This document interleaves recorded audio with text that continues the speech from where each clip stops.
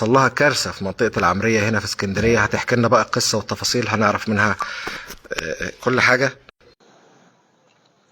يارا عاملة ايه؟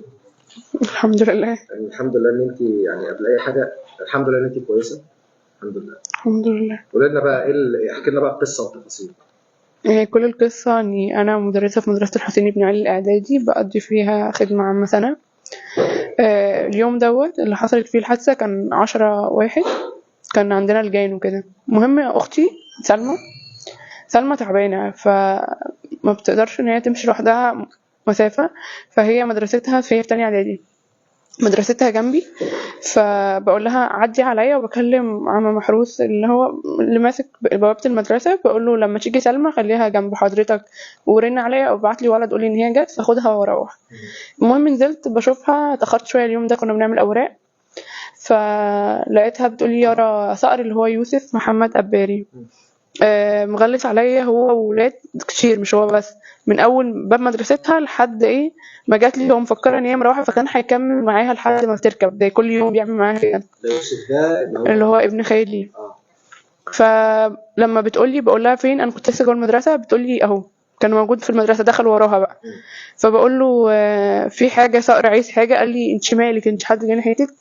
عنده كام سنة؟ عنده 14. هو سنه اولى ساقط سنه، واكيد متاخر سنه في التقديم، فما اعرفش يعني ترينج 14 سنه تقريبا، يعني طفل برضه يعني. المهم فبقول له مالك، لو عايز حاجه كلمني. قال لي انت مالك، انت حد جاي ناحيتك؟ فبقول له ولد عيب، انا الميس بتاعتك. بيقول لي ميس ايه؟ ميس على نفسك، بصوت عالي كده. اقول له لا، هو طالب عندي اصلا في الفصل. فقلت له عيب عيب، ما ينفعش كده. والولاد بقى حواليا اليوم دوت اولى وتانية، والمدرسه فيها كثافه اصلا يعني. ف جايين بقى اللي هو انت بتكلم الميس كده ليه، عيب، ما ينفعش كده، وفاهم، والولاد هتبدا ان هي تشتبك في بعض. فقلت لهم لا، ده يروح لي للمدير. فاثناء ما احنا رايحين لمدير المدرسه قابلنا اخصائي استاذ محمد علي شاكر يعني. قابلت الاخصائي استاذ محمد علي. ف فجاي مفكر ان الولد ايه مغلس عليا انا يعني، عشان ما انا ممكن سنيا اصغر في المدرسه، فبيبقوا دايما مركزين ان ما يحصلش حاجه ليا او كده من الشباب والولاد اللي في المدرسه. فالولد اول ما دخل راح قال له مشاكل عائليه. انا ما ردتش، راح الولاد هم اللي رادين مشاكل عائليه. طب ايه مشاكل عائليه؟ انا من غير ما ارد ابرر له ايه مشاكل عائليه، راح الولاد ردوا قالوا له مشاكل عائليه، انت بتقل ادبك على الميس واحنا واقفين. وراح ولد تاني متكلم قال له يا مستر، ده انا الصبح بقول له هو انت قريب ميس يارا؟ فراح قال لي انا مش قريب حد، وشتم عليا بقى لفظا كذا وكذا. هو ما قالش، بس قال كذا وكذا يعني الولد للاستاذ محمد. ف فالمهم راح قال له ما اشوفش وشك هنا الا بولي امرك معاك. اللي هو استاذ محمد قال ليوسف كده. انت كنت داخله بيه للمدير عشان خاطر؟ انا كنت رايحه بيه للمدير، ما لحقتش. وانا يعني انا لسه بكلمه وهو بيقول ادب عليا انا. وغير كده ان انت بتقول الفاظ في المدرسه ما ينفعش. انا لما الولاد قالوا لي في الاول من قبل موضوع سلمى، قلت لهم مش مشكله خلاص، انا مش عايزه مشاكل. انا بخاف من مامته وبخاف من باباه وبخاف منهم. ايوه انا بخاف منهم. فبعد ما مشي، فانا المفروض اني خلاص، انا المفروض عملت دعوه ولي امر، انا خلاص. سبحان الله يعني، ربنا اللي كان زارع جوايا احساس خوف، بس انا كنت فاكره ان الخوف اللي جوايا اني مامته بس هتيجي تزعق قدام المدرسه، عشان هي ست صوتها عالي جدا، صعبه جدا جدا جدا. اي مكان تخشه عايزه تتكلم فيه بتفضحنا حرفيا. اللي حصل ان انا كان عندي شغل لسه في المدرسه، مش هروح. حتى انا قلت لسلمى ايه روحي انت النهارده. فرحت للمدير، فبقول له حصل كذا كذا كذا ومش عارف ايه. فراح قال لي خلاص انا الصبح هنحل الموضوع في اللجنه. قلت له طب تمام. قلت له ان انا خايفه بس من مامته لو جت، يعني بالراحه حاولوا يعني تستوعبوا الموقف بالراحه، ان هي ما تعمليش اي شوشره، انا لسه شغاله جديد واولياء الامور عارفيني، والدنيا يعني الحمد لله متيسره بالنسبه لي. ده يوم الحادث نفسه. حصل ايه بقى؟ ده بعد ما مشي يوسف. وقال له هات لي ولي امرك. المهم فراح كلمته، قال لي طب خلاص ما تقلقيش واقعدي، ما تطلعيش دلوقتي. هو عارفهم وعارف العيله دي وعارف سوابقها في المشاكل والكلام ده. فقال لي طب خليكي دلوقتي ما تطلعيش غير لما يمشي من قدام المدرسه خالص. قلت له انا كده عندي شغل فوق، واتكلمت معاه شويه في شغلي انا في المدرسه، وطلعت فعلا كملت شغلي فوق. وانا طالعه قابلت مستر علي، وطبعا كل حد انا بجيب سيرته هو يقول انا فعلا قلت كده يشهد معايا. فقابلته قلت له حصل كذا كذا، وبصراحه انا خايفه من مامته هتيجي تعمل مشاكل وفضايح قدام المدرسه وانا في غنى عنها ومش عاوزاها. انا من ساعه ما دخلت المدرسه وعرفت ان هو عندي في الفصل انا بتجنبه اصلا. فراح قال لي طب هو فين؟ قلت له مشي. قال لي كنت قلت لي قبل ما يمشي. فرحت قلت له معلش هو ما لحقش مستر محمد تعالي. قال له هات ولي امرك وخلاص يعني. جاب ولي امر. المهم انا بقى خلصت شغلي فوق ونازله، فلقيت بابا طالع من المكتب. كنت انا كلمت بابايا انا في التليفون، قلت له بابا حصل كذا كذا، عشان بص يعني احنا عيله امي لو حاجه بسيطه قد كده بيكبروها ويزودوا عليها وبيأفوروا الدنيا. فبحكم ان احنا عارفين كل الامور دي فانا كلمت بابا فورا، بابا حصل كذا كذا مش عارفه اعمل ايه. قال لي لو جه خالك اقفي معاه بالراحه، حتى وشك هو غلط فيكي بس رياكشنك يبقى ما فيهوش اي غضب. وجه بقى وحصل بقى التقابل المكان. جه انا كنت فوق وهو دخل اوضه المدير. المهم قابلته وهو طالع، فقلت له ايه انا المفروض ان انا بصراحه متاثره ومش بكلم حد خالص يعني، حتى انا بمشي في حالي. فانا قلت له خالي بعد اذنك. قال لي خالي ايه؟ هو انت مش قلتي مش قريبي؟ قلت له لما قالوا له انت قريب الميس قال لهم الميس كذا وكذا، فخلاص انا هنا مش قريبته، انا هنا الميس بتاعته. هو غلط في حقي، المفروض يعرف ان المدرس ما يتغلطش فيه، ولو مش عشان المدرس اي حد كبير ما يتغلطش فيه. المفروض ان مدرسه وتربيه وتعليم يعني، المفروض الاثنين، مش ان انا هعلمك وانت تطلع قليل الادب. فراح الولد مشاور على ولد من الولاد اللي واقفين، هو قال ضربني. قلت له والله العظيم ما حصل، انا ما اعرفوش، بس انا بشهد لله والله ما حصل. المهم دخلنا تاني اوضه المدير، فالمدير اول ما شافني شاكر مستر حسام راح موقفني جنبه كده وقال لي يارا ما تتكلميش ولا كلمه، يعني ما اعطانيش فرصه. هو عارف كل حاجه وعارف خالي دوت ايه وعامل ايه قبل كده وكل حاجه، فقال لي ما تتكلميش، الموضوع يتحل ولا ما اتحلش الوسائل. قلت له اتحل. راح مزعق للولد قدام باباه، قال له دي مدرسه عندي في المدرسه وممنوع منعا باتا اي طالب يتعدى حدوده على اي مدرس عندي في المدرسه. اعوذ بالله من الشيطان الرجيم. المهم بعد ما المدير انصفني في المكتب وفهم بابا ان ابنه غلطان، فراح هو خارج من المكتب ابتسم ابتسامه، فدي مهمه جدا. انا ما فهمتهاش. انا الولاد اللي كانوا واقفين وجايين يقولوا ان ده غلط في الميس شافوها وانا شفتها، بس انا قلت اكيد انا بتهيألي. لما طلعت بسأل الولاد بقول لهم هو ابتسم منتصر ولا متهيألي؟ قالوا لي منتصر يا ميس. قلت له طب هو المدير كان واقف مع مين فينا؟ راح قالوا لي كان واقف مع حضرتك، بس هو كان مبتسم. طبعا احنا خايفين منه يا ميس، خايفين الولاد ان خالي يطلع يستنم هو ابنه بره يجيب لهم حد. حصل بقى الليله دي كلها وانتهى اليوم الدراسي. حصل بقى خرجت بقى من باب المدرسه، خلصت اليوم الدراسي عندي وخارجه. انا كان عندي شغل بره تمام، الاول اروح افطر وبعد كده اطلع شغل تاني. فبكلم مامتي في التليفون واقفه بجيب فلافل بعد المدرسه بكام خطوه كده مش بعيد. بكلمه بكلم مامتي ماما جيب فطار ولا في فطار ومش عارف ايه. بكلمها راح جه خالي ده اللي هو الصغير ده المسجل اللي هربان، ده هربان دلوقتي ما اتمسكش. راح حاطط ايده على كتفي كده. كان في ولاد بياخدوا عندي في المدرسه يعني، ففكروا ان ده حد بيعكسني فقالوا له الميس. قلت لهم لا ده خالي وعم صقر ما حدش يتدخل. وفعلا راح خدني على جنب ووقفنا. كان بيتكلم عادي جدا وكويس ومفيش اي حاجه. هو تقريبا كان قاصد ان هو يسحبني او حاجه عشان يديني الامان وانا اقف. المهم وقفت. بدا في ثانيه كده اتغير من حد طيب لحد شرير يعني. فببص لقيت مين جاي ورايا؟ خالي محمد وابنه بقى. فاول ما وقف بكمل معاه كلام اللي انا ما عرفتش اكمله معاه. بقول له خالي انا الميس بتاعته في المدرسه، ده لو جوز خالتي كان مدرس في المدرسه ايام ما انا كنت بدرس كنت هبقى فخوره ان انا ليا حد في المدرسه وليا ظهر وكده، فما بالك انا بنت عمته. وكلمت الولد قدام باباه. قلت له طيب وحياه سكه باباك وطريقه وكل حاجه بحلفه انا عملت ايه في المدرسه؟ مش انا وقفتك وقلت لك انا هنا اختك واختهم كلهم الكلام ده كله حصل ايه؟ انا بكلمه كده. راح التاني ايه، راح كان في ولد من الولاد اللي عندي في المدرسه راح قال له ايه انت واقف ليه؟ قلت له عندي بياخد عندي. فراح قال له راح الولد راح تهمه ان هو ايه ضربه في المدرسه. هو ما ضربوش وكانوا بيودوا لي المدير. المهم فراح قال له طب بص كده، راح عامل له ايده كده على صدره هنا، بص انت، وراح عامل عليا كده وهي هعمل واسوي فيكم. فاللي هو انا قلت له طب ليه؟ ما حصلش حاجه. راح عامل ايده بقى، فاهم انت الحركه دي كده. بصوا بقى انا هعمل واسوي فيكم انتوا الاثنين ومش عارف ايه والكلام ده. قلت له لا، بعد ما تطلقش علينا، انا بكلم خالي ومفيش اي حاجه. انا اقسم لك بعزه الله خدت رجل، انا واقفه على الرصيف نزلت ستر من الله انا ما وقعتش. ف وراح ضاربني كده، وانا يعني هو كده وكده على طول. دي اللي مسببه الزرق هنا تحت عيني، كانت وارمه جدا، دي كده خفت. المهم فلا اله الا الله اعوذ بالله من الشيطان الرجيم. المهم فنزلت، فقلت لا انت، وهو بقى بيتهجم عليا ومش ضربني ووقف، ده تهجمات وضرب والفاظ سب وقصف، انا كلها مذكوره في المحضر لفظا. خلاني وكيل النيابه كتبتها واترافقت لمحضري. فرج عليا الشارع حرفيا، انا بنت اخته وهو فرج عليا الشارع. فالناس بقت واقفه ان هو حاجه و30 سنه، فشاب وانا بنت، فمحدش فاهم حاجه. فقلت له ده خالي اللي هو اللي عامل فيا، ده عيب عليك، ده انا بنت اختك. اللي هو انا بقيت اصوت اقول انا بنت اختك عيب، انا بنت اختك عيب اللي انت بتعمله دوت. وهو الفاظ وضرب وتهجم. خالي محمد ابو يوسف، ودي حته مهمه جدا، كان ايه دوره؟ كان عامل نفسه بيحوش، ما كانش هو بيحوش. انا لما روحت بقول لامي ايه؟ بقول لامي كانوا كلهم واقفين يتفرجوا عليا، محدش حاسني. لا حرام.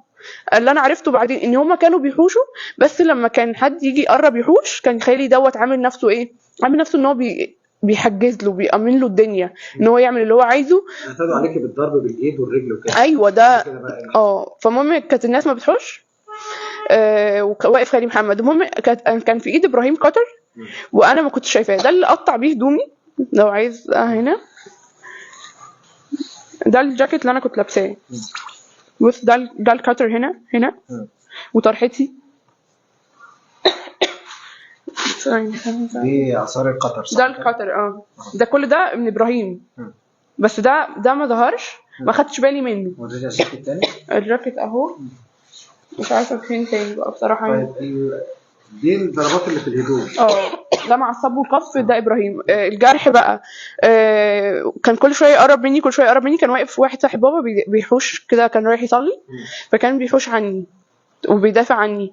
انا عايزه اقول لك الراجل دوت دخل عمليه 6 ساعات من الجرح اللي في ايده، تقريبا عمل له نسبه عجز الله اعلم، بس انا اعرف ان الراجل ده دخل عمليات 6 ساعات. انا دخلت 3 ساعات وهو دخل 6. ايه اللي حصل فيك بقى؟ اللي حصل فيا ان الراجل واقف بينا وانا واقفه، فخالي محمد يأس ان الكاتر اللي في ايد ابراهيم ده اللي هو شهير بوشة ان هو معورنيش، فراح رافع ايده تمام على اساس ان هو بيعمل ايه؟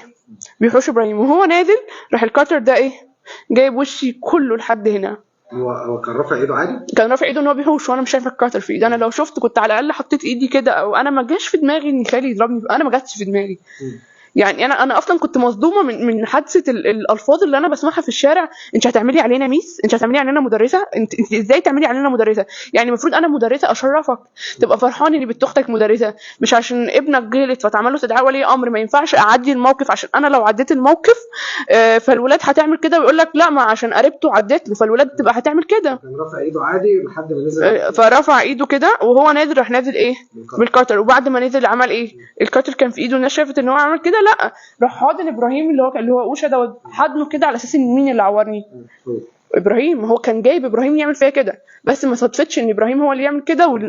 بعد ما ضربك بقى بالقطر وانت حسيتي بقى انا هو ضربني كده، وبعدين انا ببص في الارض لقيت دم بينزل مني، برفع، انا كنت لابسه هيكول ابيض، لقيت دمي نازل كده عليا، فانا حطيت ايدي ما شفتش ده ستر، ده رحمه ربنا بيا ان انا ما حسيتش بده، حسيت بالده، فعملت كده وسبت كل حاجه ومشيت، رحت مستشفى خاصه عندنا في العمريه.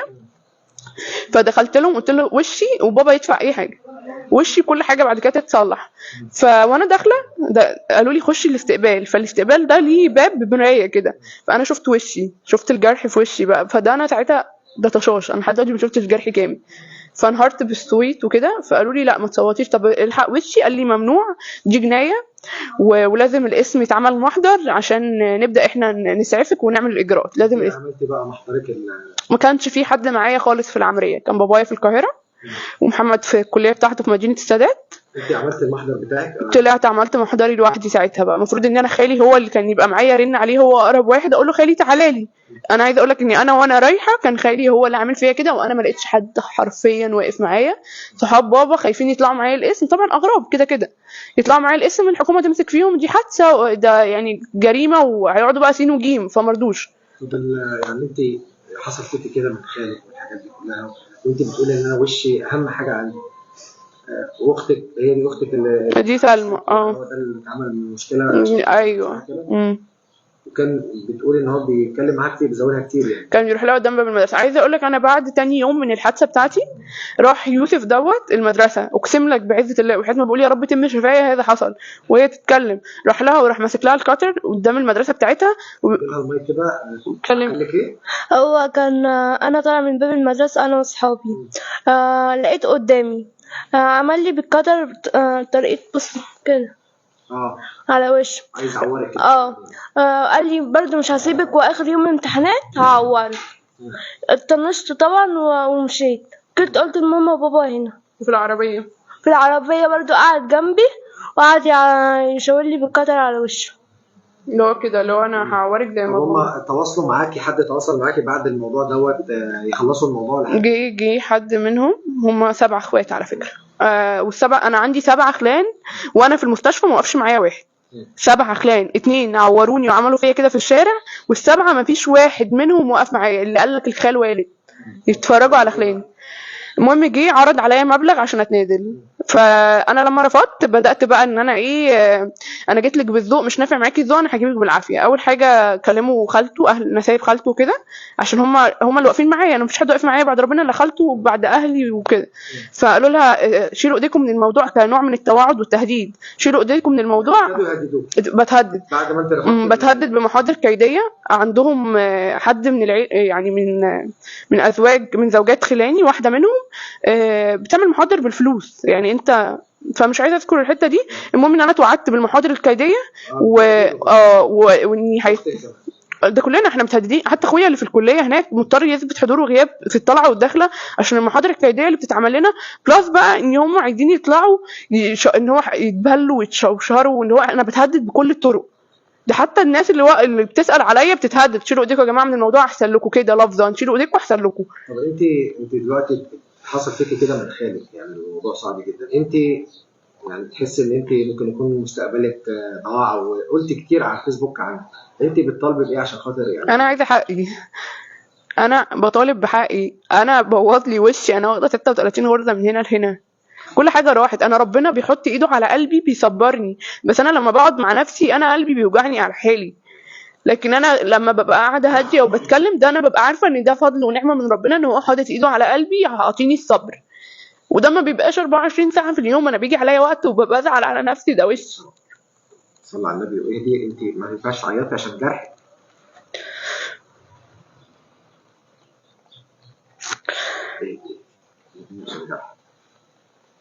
ان شاء الله باذن الله يعني ترجعي احسن من الاول، وربنا بيحب انسان بيبتليه، ان شاء الله حقك يرجع. ايه كده وصلي على النبي. طب انت بتبكي عشان خاطر يعني الجرح، ولا بتبكي عشان خاطر اللي عمل كده فيكي خالد؟ بص، هو الجرح يعني لو حد مثلا موجوع بيقول لك انا عندي وجع جسدي، انا عندي وجع جسدي ونفسي وفي وشي، وده لعمري كله. يعني ده حاجه يا ريت عارف لو حط السكينه في قلبي انا والله مسامحاه، بس انت حاططها لي في وشي. انا اقف ازاي في يوم من الايام قدام طلابي؟ انا اقدم على شغل ازاي؟ انا حياتي هتبقى عامله ازاي وانا وشي كده؟ مامتي كانت بتقول لي يا فضايح وخلانك وانتوا بنات ومين هيتقدم لكم؟ انا قلت مليون مره يسالوني على بيتي واسرتي انا طالعه منين، انا ابويا راجل محترم، اخويا راجل رياضي بيلعب مصارعه روماني وكليه، وانا احنا خارجين كليات وكلنا متعلمين وفي حالنا. يعني عايزه اقول لحضرتك عيله ماما ما فيهاش شبهنا، فهم بيأذونا عشان كده، اللي هو بدل ما يفرحوا بينا بيدمرونا بيقصفونا. ربنا يا بنتي يا رب ان شاء الله باذن الله حقك يرجع ان شاء الله. عايزين نعرف بس الحته القانونيه وصلتوا لحد فين من الاستاذ احمد.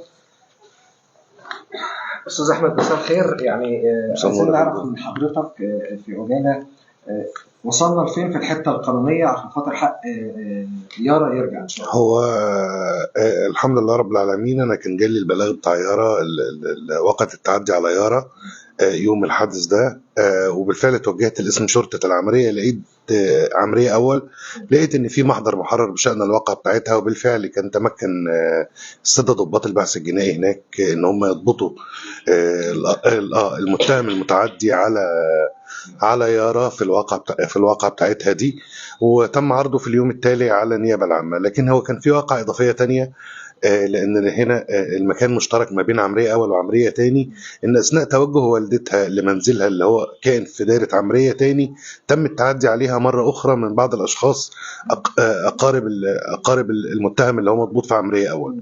فتوجهت بصحبتها، توجهنا لاسم عمريه تاني، وفي ساعتها كان عملنا محضر تاني، وبرضو الناس ما تاخرتش، يعني كتر خيرهم بصراحه على المجهود الخرافي اللي عملوه معانا، وتمكنوا من ضبط الاشخاص دول وعرضوهم على النيابه العامه، رئيس المباحث والساده المعاونين اللي موجودين هناك، وبالتعاون مع فرقه المباحث هنا، يعني الناس ليها شغل في البحث الجنائي هنا، وقدر ان هم يتمكنوا من ضبطهم وعرضوهم على النيابه.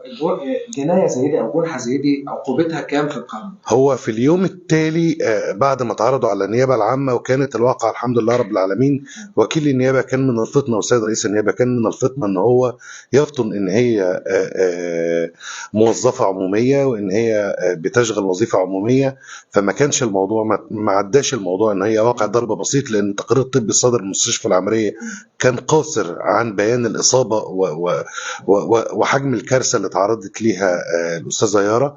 فلما كان في تقرير طبي اضافي ارفقناه بالمحضر، تقرير طبي ابتدائي برضه مش نهائي، فوكيل النيابه والسيد رئيس النيابه امروا بتحقيق الواقعه، وحققوا مع المجني عليها والمتهم المعروض على النيابه بشان الواقعه التعدي على موظف عام، ان هو كان بسبب وظيفته ان هي كمدرسه او بتشغل وظيفه عموميه حتى لو كانت تحت التدريب، وانها تم التعدي عليها بسبب هذه الوظيفه، وان مورست ضدها اعمال البلطجه وبإضافة لحازة السلاح الأبيض بدون ترخيص. ودي وقائع أكدتها تحريات المباحث اللي أجراها ضباط مباحث عمرية سادة ضباط مباحث عمرية أول، اللي أكدوا واقع التعدي المتهم المقبوض عليه حاليا بالاشتراك مع الآخر الهارب.